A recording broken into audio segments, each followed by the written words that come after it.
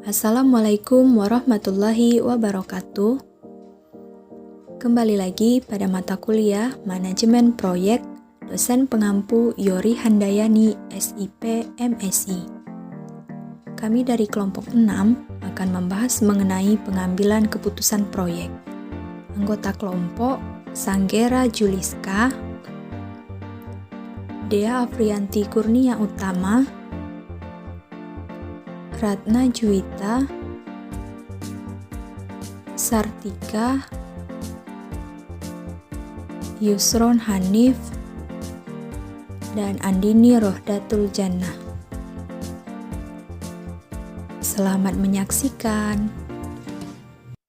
Dalam materi pengambilan keputusan proyek, kami akan membahas dua materi, yaitu studi kelayakan proyek dan pendanaan proyek. Pengertian studi kelayakan proyek. Jadi yang dimaksud dengan studi kelayakan proyek itu adalah penelitian yang menyangkut berbagai aspek, baik itu dari aspek hukum, sosial ekonomi dan budaya, kemudian ada aspek pasar dan pemasaran, ada juga aspek teknis dan teknologi, bahkan sampai dengan aspek manajemen dan keuangannya, yang mana semua itu digunakan untuk dasar studi kelayakan dan hasilnya itu digunakan untuk mengambil keputusan apakah suatu proyek atau bisnis itu dapat dikerjakan atau ditunda, bahkan dapat tidak dijalankan.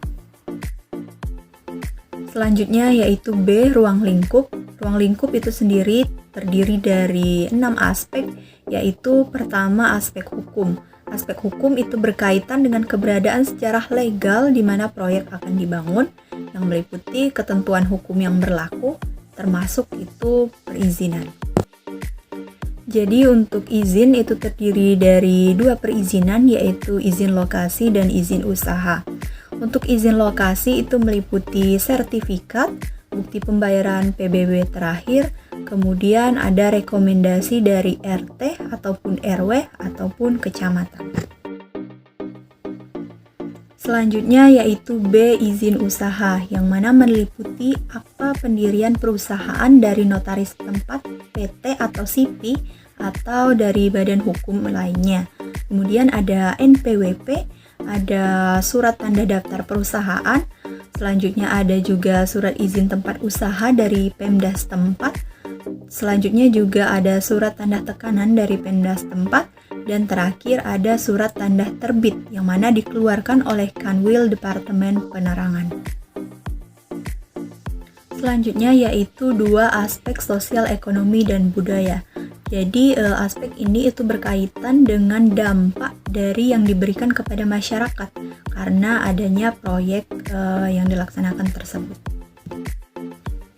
A, dari sisi budaya, yang mana mengkaji tentang dampak keberadaan proyek itu terhadap kehidupan masyarakat setempat dan juga terhadap kebiasaan adat setempat. Kemudian yang B itu dari sudut ekonomi, yaitu mengkaji apakah proyek itu dapat mengubah atau justru mengurangi income per kapita penduduk setempat. Kemudian yang terakhir, yang C yaitu dari segi sosial, yaitu mengkaji apakah dengan keberadaan proyek wilayah itu menjadi ramai, lalu lintas semakin lancar, adanya jalur komunikasi, serta penerangan listrik dan juga pendidikan masyarakat setempat. 3. Aspek pasar dan pemasaran berkaitan dengan adanya peluang pasar untuk suatu produk yang akan ditawarkan oleh suatu proyek tersebut yang meliputi potensi pasar, jumlah konsumen potensial, serta tentang perkembangan pertumbuhan penduduk. 4. Aspek teknis dan teknologi berkaitan dengan pemilihan lokasi proyek, jenis mesin, dan peralatan lainnya yang sesuai dengan kapasitas produksi, layout, dan pemilihan teknologi yang sesuai. 5. Aspek manajemen berkaitan dengan manajemen pembangunan proyek dan operasionalnya. 6. Aspek keuangan berkaitan dengan sumber dana yang akan diperoleh dan proyeksi pengembaliannya dengan tingkat biaya modal dan sumber dana yang bersangkutan. Pentingnya investasi, adapun manfaat dari investasi yaitu berupa penyerapan tenaga kerja, peningkatan output, input dan penghematan devisa atau penambahan devisa. Sedangkan bagi perusahaan, manfaat dari investasi yaitu berkaitan dengan pengeluaran modal itu penting karena mempunyai kontekstual jangka panjang. Menyangkut jumlah yang sangat besar serta komitmen pengeluaran modal tidak mudah diubah. Selanjutnya, kita akan membahas mengenai tujuan kelayakan.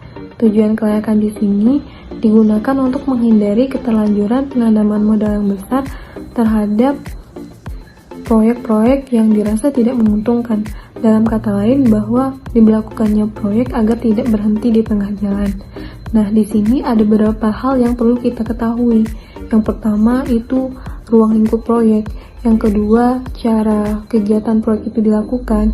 Yang ketiga, evaluasi terhadap aspek-aspek yang menentukan keberhasilan proyek. Yang keempat, itu adalah sarana yang diperlukan dalam proyek. Yang kelima, itu adalah hasil kegiatan dan biaya yang harus ditanggung untuk keberhasilan proyek. Yang keenam, akibat-akibat yang bermanfaat maupun yang tidak. Yang ketujuh, itu langkah-langkah proyek dan jadwal masing-masing kegiatan. Selanjutnya, kita akan membahas mengenai identitas studi kelayakan. Ada beberapa faktor yang mempengaruhinya. Yang pertama, besarnya dana yang harus ditanam. Yang kedua, tingkat ketidakpastian proyek. Yang ketiga, kompleksitas elemen-elemen yang mempengaruhi proyek. Selanjutnya, kita akan membahas mengenai lembaga yang memerlukan studi kelayakan. Yang pertama itu investor, yang kedua kreditor bank, dan yang ketiga itu pemerintah.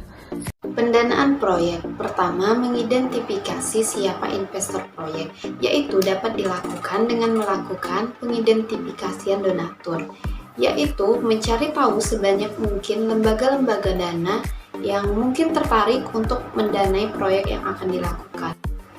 Kemudian mencoba untuk mendapatkan bantuan yang setingkat dengan kegiatan yang akan dilakukan. Misalnya bantuan donatur lokal untuk kegiatan lokal, bantuan donatur nasional untuk kegiatan nasional, dan seterusnya. Selanjutnya, kebutuhan dan sumber dana. Yang pertama ada kebutuhan dana initial investment. Secara umum, dana investasi yang dibutuhkan ditentukan oleh banyaknya aktiva tetap dan aktiva tak berwujud yang diperlukan oleh perusahaan. Adapun aktiva tetap meliputi tanah dan bangunan, pabrik, mesin, peralatan, meja dan kursi, peralatan tetap kantor, misalnya mesin genset, mesin air, listrik, telepon, dan lain-lain. Adapun aktiva tak berwujud meliputi biaya organisasi, merek dagang, hak paten, jasa baik, hibah, dan lain-lain. Kedua, kebutuhan dana working capital. Untuk menghitung jumlah kebutuhan working capital, terlebih dahulu harus dapat mengidentifikasi kegiatan-kegiatan yang harus dilakukan, meliputi pengadaan bahan, pengolahan, serta penjualan hasil produksi proyek. 3. Jumlah kebutuhan working capital. Jumlah kebutuhan working capital sangat dipengaruhi oleh perihal terikatnya working capital serta banyaknya pengeluaran kas rata-rata setiap harinya.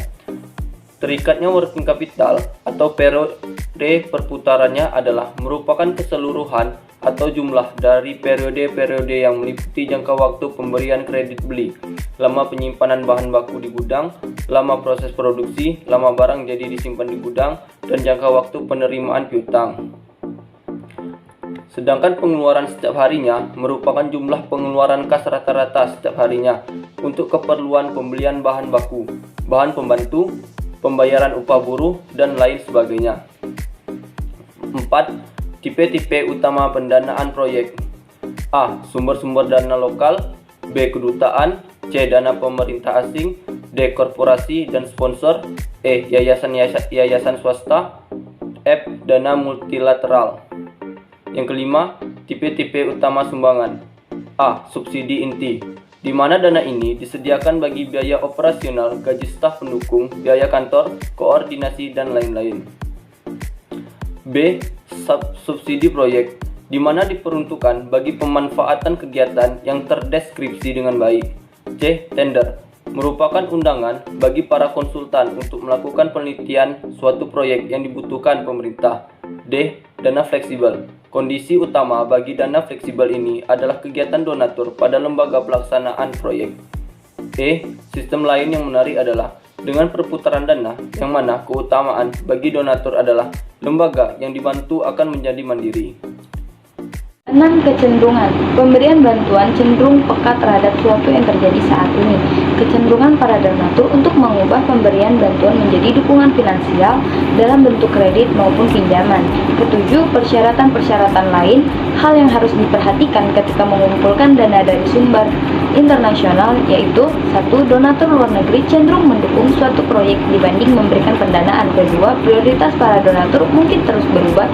3. Kadang donatur mencoba mempengaruhi agenda bantuan organisasi. 4. Donatur luar negeri tidak mau ikut membantu kegiatan politik. 5. Harus memiliki hubungan kemitraan yang kuat dengan donatur. 6. Donatur akan berinvestasi jika terlihat sebagai suatu investasi yang baik. 7. Menulis proposal sesuai dengan saran donatur. 8. Meminta dana lebih besar untuk memperbanyak kegiatan. 9. Kegiatan tidak efisien apabila melakukan pendekatan dengan donatur yang proposalnya tidak layak. Itulah video pembelajaran dari kelompok kami. Terima kasih. Wassalamualaikum warahmatullahi wabarakatuh.